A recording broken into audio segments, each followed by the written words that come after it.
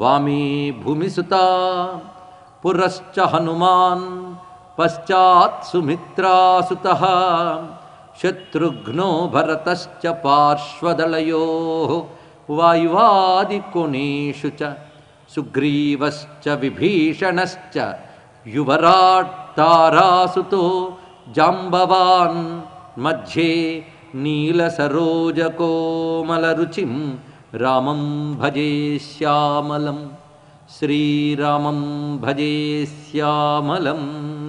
పుట్టెన్ వానరుడౌచు విక్రమ కళాస్ఫూర్తిన్ ఋషింహుండుగా నట్టే దానవహంత వేగగతిలో నావైనతేయుండే తా చుట్టెన్ వేదములెల్లనశ్వముఖుడై శోకాబ్ధిలో నుండి పై పెట్టెన్ భూసుత నిట్టె క్రోడముగా ఆభీలోగ్ర పంచాస్యుడై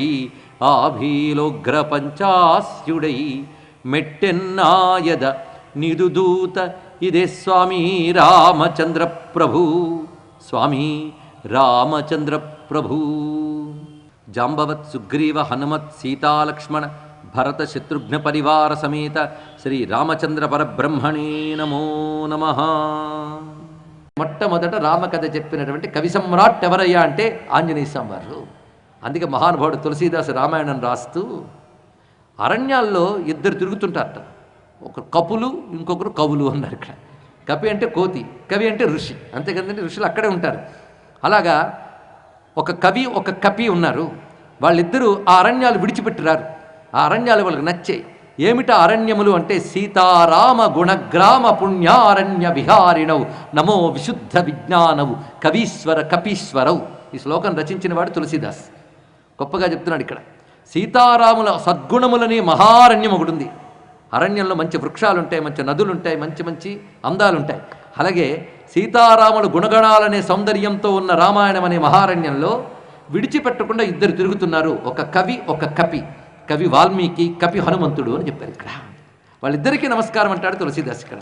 అందుకే హనుమద్ ఆవేశం లేకపోతే రామకథ చెప్పలేరు. హనుమద్భక్తుడు కాని వాడు రామకథ చెప్పలేరు.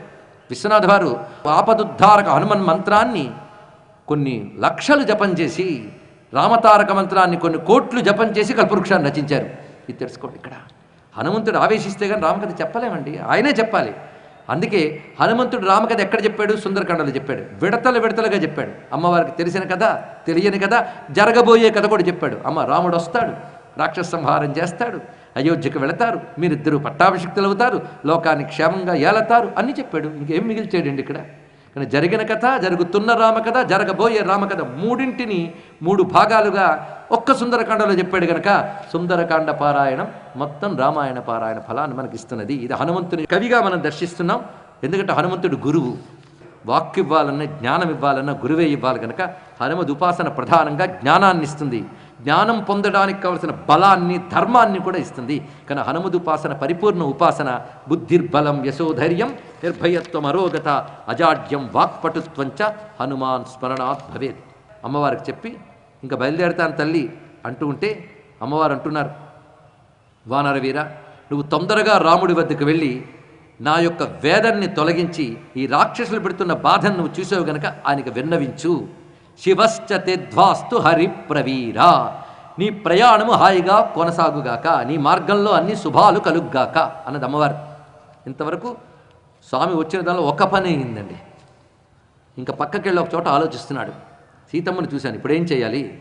సీతమ్మను చూశాను, వెళ్ళిపోతే ప్రయోజనం లేదు. రాముడు నాలాంటి వాడిని పంపాడు అంటే నాలాంటి వాడు ఏం చేయాలో అది చేయాలి. ఒక వ్యక్తిని, ఒక పెద్ద ఆయన ఎంచుకున్నాడు అంటే ఆయన ఒక్కటి చెప్పచ్చు. ఆయన చెప్పకుండా వదిలేసినవి చాలా ఉంటాయి. తాను ఇంగితము తెలుసుకుని అవన్నీ చేయగలగాలి ఇక్కడ.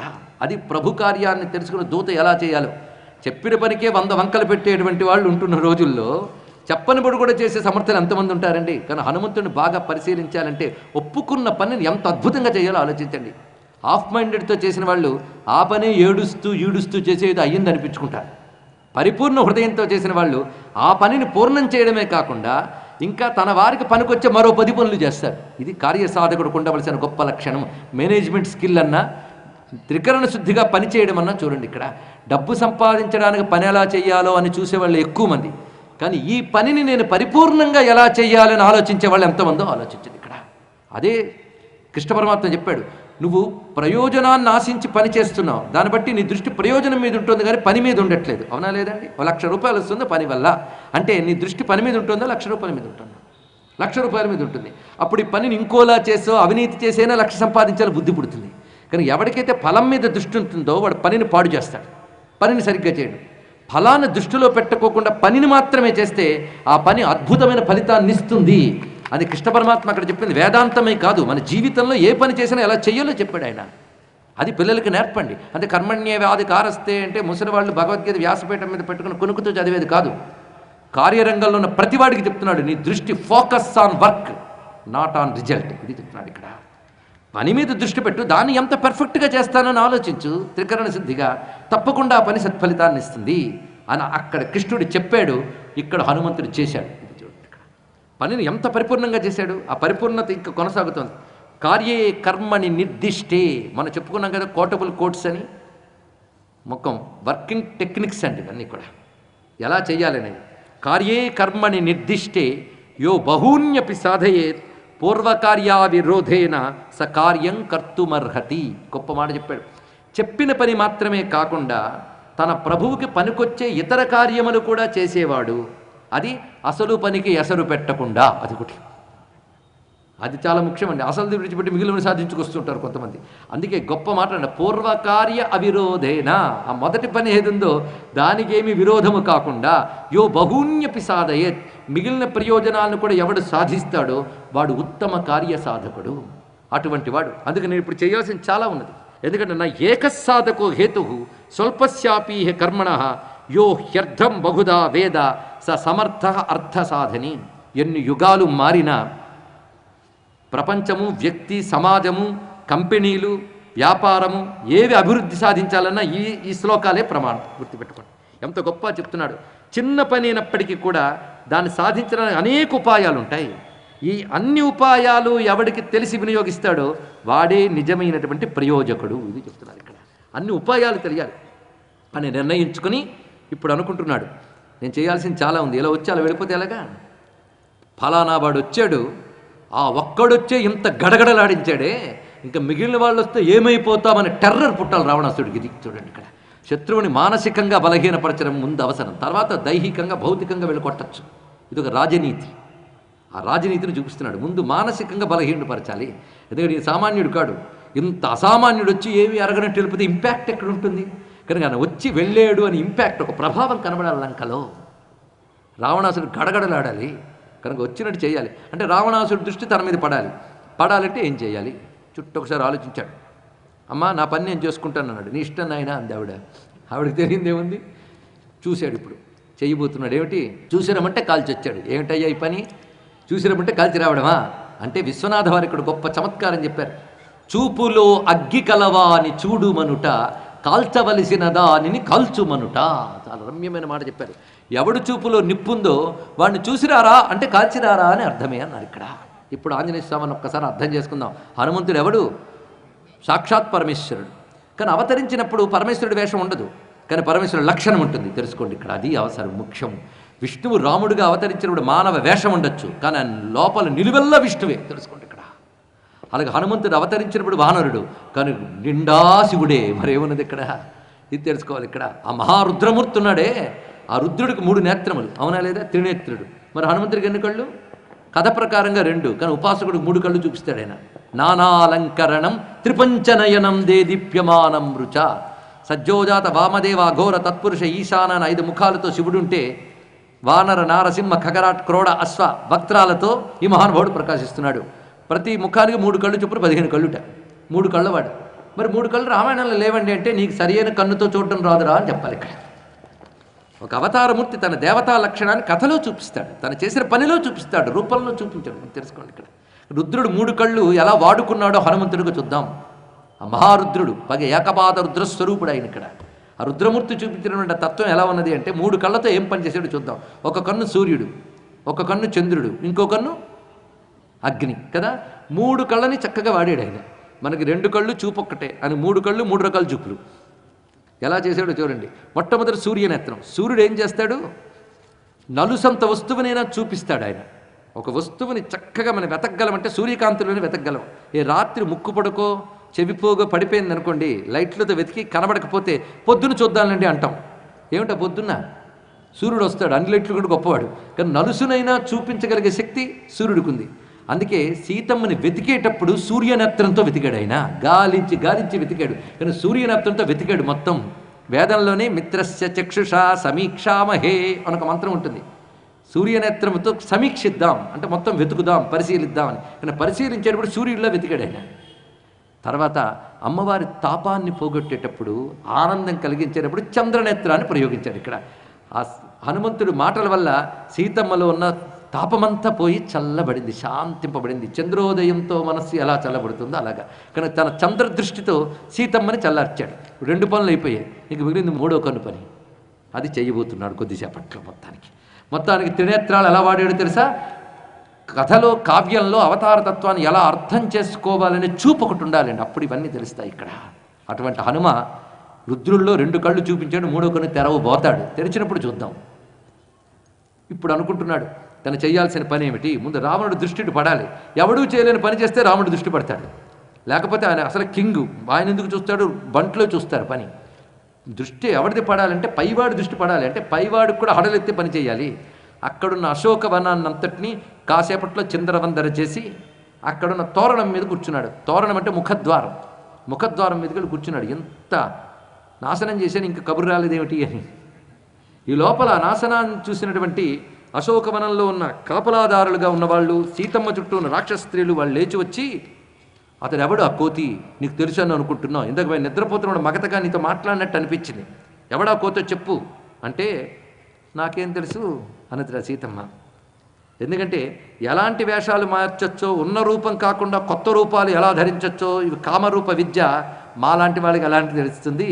మీకు ఆ కామరూప విద్య ఉంది కనుక మీకు వాళ్ళు అర్థమవుతారు, మాకేం అర్థమవుతారు. ఎంత చక్కగా మాట్లాడుతున్నారు. పాము జాడలు పాముకే ఎరుక, అందుకు కామరూప విద్య కామరూపం తెలిసిన వాళ్ళకే ఎరుక, నాకేం ఎరుక అంది సీతమ్మ. అంత మాత్రం సీతమ్మ అబద్ధం ఆడేసిందని లెంపలేసుకోకండి.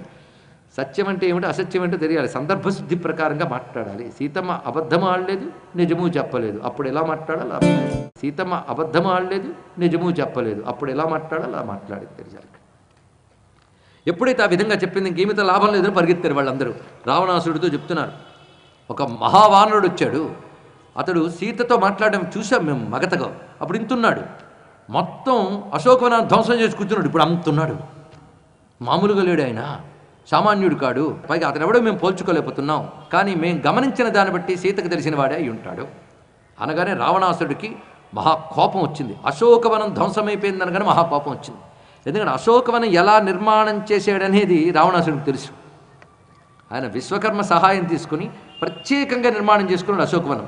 ఎంత పకడ్బందీగా చేసాడో తెలుసు. అలాంటి దాన్ని ధ్వంసం చేశాడంటే సామాన్యుడు కాడు వాడు, ఇది తెలుసుకోవాలి. ఒక వీరుడు మరొక వీరుడిని అర్థం చేసుకోగలడు. అశోకవనాన్ని నాశనం చేశాడంటే వాడు మామూలు కోతి కాదు, వాడు ఏదో మహాబల సంపన్నుడు.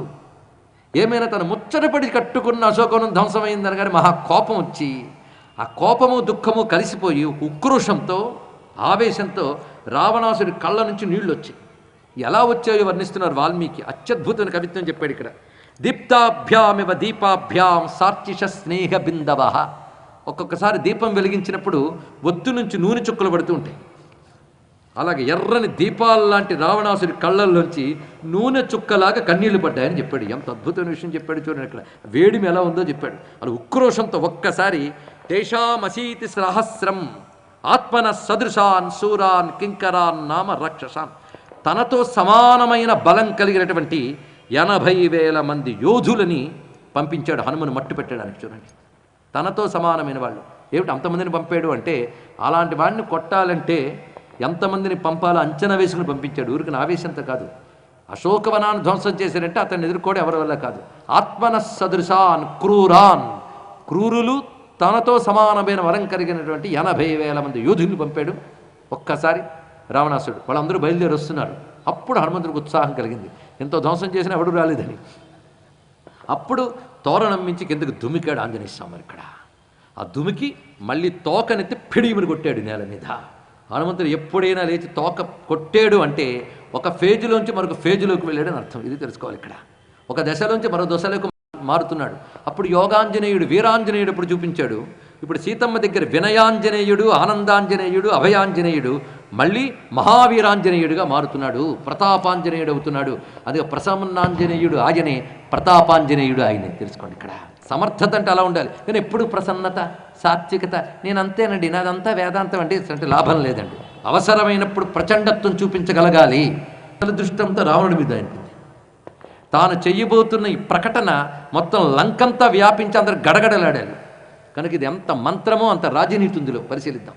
జయత్యతిబలో రామో లక్ష్మణశ్చ మహాబలః రాజా జయితి సుగ్రీవో రాఘవేణాభిపాలిత దాసోహం కౌసలేంద్రస్య రామ సాక్లిష్ట కర్మణః హనుమాన్ శత్రుసైన్యానాం నిహంతా మారుతాత్మజః న రావణ సహస్రం మే యుద్ధే ప్రతిబలం భవేత్ శిలాభిస్తు ప్రహరతః పాదపైశ్చ సహస్రశః అర్ధయిత్వా పురీం లంకాం అభివాజ్య చ మైథిలీం సమృద్ధార్థో గమిష్యామి మిషతాం సర్వరక్షసాం. ఎంత అద్భుతమైన మంత్రరాశి అంటే ఇందులో ఉన్న 4 శ్లోకాలు, 4 బాంబులండి. అత్యద్భుతమైన బాంబులు ఇవి, ధర్మ బాంబులు. చాలా అవసరం ఇది ఇక్కడ. భవ్యమైనవి. జయత్యతిబలో రామ, గొప్ప మొదలు పెట్టాడు ఇక్కడ. అతిబలుడైన రామునికి జయము. ఈ జయతి అనే మాట చాలా బాగా ప్రయోగించాడు. దీని వ్యాఖ్యానిస్తేనే చాలా అద్భుతంగా ఉంటుంది. జయత్తు అనలేదు, జయత్తి అన్నాడు. సంస్కృతం తెలిసిన వాళ్ళు చాలామంది ఉండి ఉంటారు ఇక్కడ. జయత్తు అంటే జయము కలుగు గాక, జయత్తి అంటే జయించుచున్నాడు. ఆయన ఎప్పుడు జయముంది, జయము కలుగ్గాక అంటే ఫ్యూచరు, ఇప్పుడు లేదని అర్థం. జయించాడు అంటే ఒకప్పుడు కాదు, రాముడికి ఎప్పుడూ జయమే. తెలుసుకోండి ఇక్కడ జయతి అతిబలో రామ. రాముడు అంటేనే జయం, జయం అంటేనే రాముడు. కనుక శ్రీరామ జయం తెలుసుకోండి. ఇక్కడ ఇది మహామంత్రం. శ్రీరామ జయం అనే మంత్రాన్ని తమిళనాడులో రామభక్తులు శ్రీరామ జయం మన రామకోట రాసినట్టు రాస్తారని ఇక్కడ. అందుకే శ్రీరామ జయ రామ జయ జయ రామ మన సమర్థ రామదాసు గారు ప్రసాదించినటువంటి మంత్రం. కానీ మంత్రశాస్త్రంలో ఉన్నదే అని చెప్పాడు, లేనిది కాదు. అది దేశ రక్షణ కోసం మహానుభావుడు ఛత్రపతి శివాజీకి ఉపదేశించిన మంత్రం. ఇప్పుడు ప్రతి హిందూ ప్రాణంలో ఊపిరిలా మారుమ్రోగవలసిన మంత్రం శ్రీరామ జయ రామ జయ జయ రామ. జయత్యతిబలో రామ, అతిబలుడైన రామునకు జయము. అది ఎప్పుడు ఉన్నది, అది చెప్పడం. అతిబలుడు అని మాట వేశారు ఇక్కడ. అతి బల అంటే అర్థం ఏంటంటే అతిక్రమించిన బలం, అంటే దాటిపోయిన బలం. ఎవరిని దాటిపోయినా? దేవ దానవ గంధర్వ యక్ష రాక్షసాదులందరినీ అతిక్రమించిపోయినటువంటి బలము. ఆయనకు సాటి అయిన బలవంతుడు మరొకడు లేడు అని చెప్పడం అతిబల అనే శబ్దంలో ఉన్న విష్ణుది. ఎందుకంటే విష్ణువు బలస్వరూపుడు.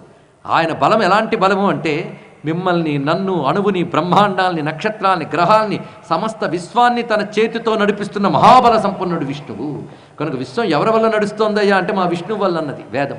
తద్విష్ణోర్బలమాహు, విష్ణువు బలం ప్రపంచాన్ని నడుపుతున్నది. అలాంటి బలసంపన్నుడు ఆయన బలం ముందు మిగిలిన అందరి బలములు చిన్నవే. అందుకే జయత్యతిబలో రామ. అంతేకాదు లక్ష్మణశ్చ మహాబల, మా లక్ష్మణుడు కూడా జయస్వరూపుడే. ఎందువల్ల? మహాబలుడు, ఆయన గొప్ప బలసంపన్నుడు. రాజా జయితి సుగ్రీవ, మా రాజు సుగ్రీవుడికి జయమే, ఆయనకి జయమే. ఎందువల్ల? ఆయనకేంటి గొప్పతనం? రాఘవేణాభిపాలిత, గొప్ప మాట. రామచంద్రమూర్తి చేత రక్షింపబడుతున్న మా సుగ్రీవునికి జయము అంటే అర్థం సుగ్రీవుడి అర్హత ఏమిటి? రామరక్ష. కానీ ఎవరికి రామరక్ష ఉంటుందో వారికి జయం తథ్యం అనేది మా సుగ్రీవుడు చెప్తున్నాడు ఇక్కడ. అందుకే రాజా జయితి సుగ్రీవో రాఘవేణ అభిపాలిత. ఎంత గట్టిగా గర్జిస్తున్నావే, తమరెవరు అని అడుగుతారేమో. దాసోహం కోసలేంద్రస్య, తనని ఇంట్రడ్యూస్ చేసుకుంటున్నాడు. నేను కోసలేంద్రుడైన రామచంద్రమూర్తి యొక్క దాసుడను. ఆ రాముడు ఎటువంటి వాడు చెప్తున్నారు. పరాక్రమశాలి, ఏ పనినైనా సమర్థవంతంగా చేయగలిగేటువంటి రామచంద్రమూర్తి యొక్క దాసుడను నేను.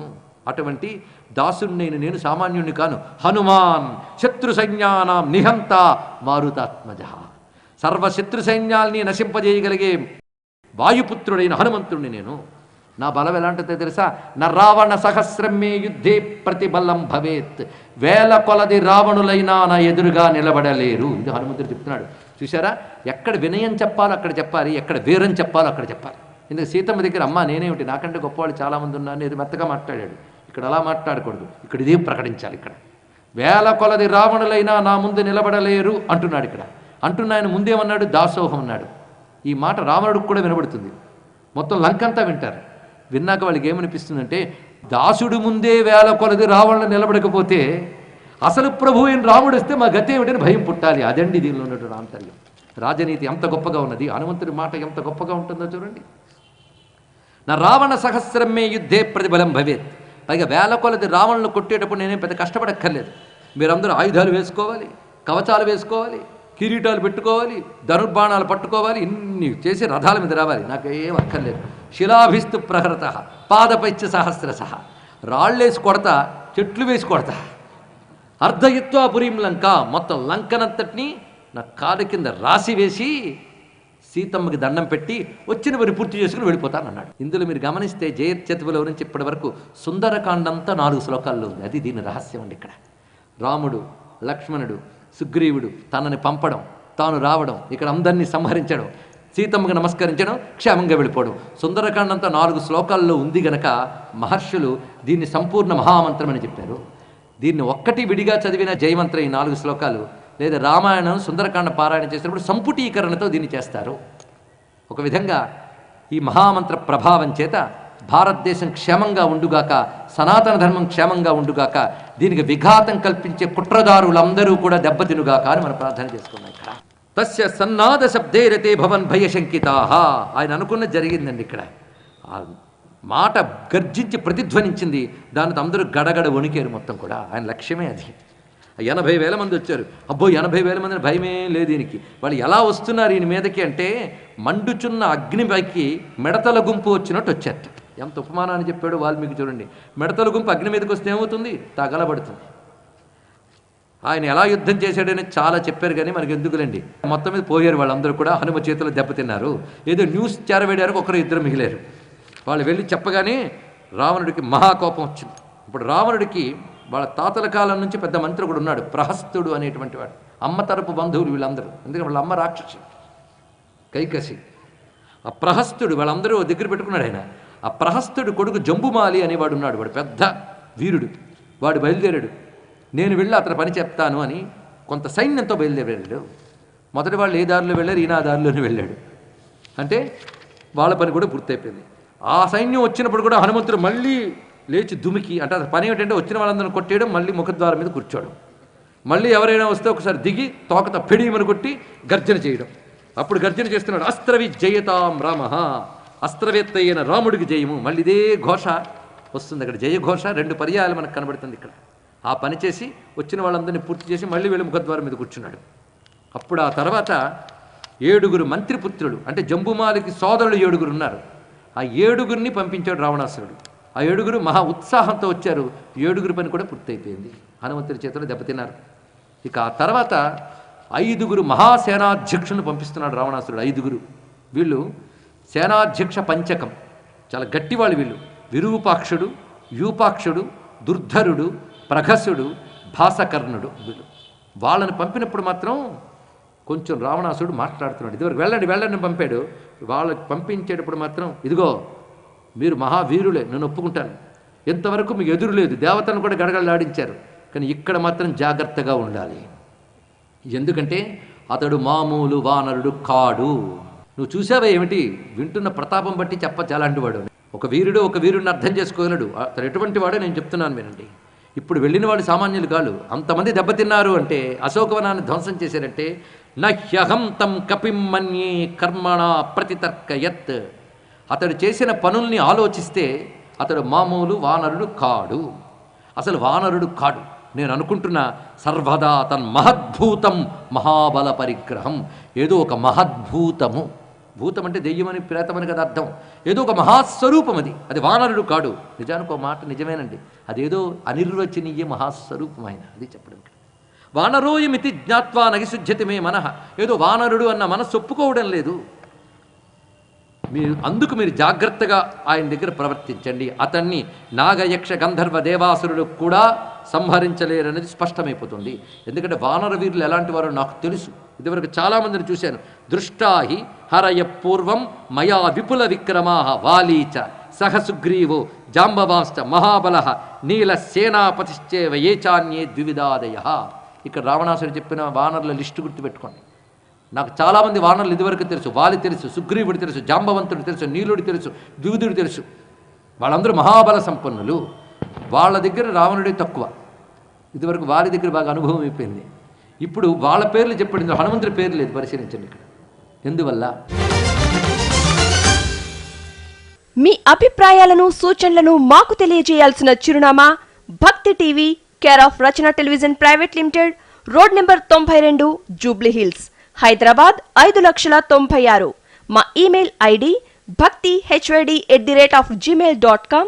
మా వెబ్సైట్ www.bhaktitv.org. Phone number 901012223333.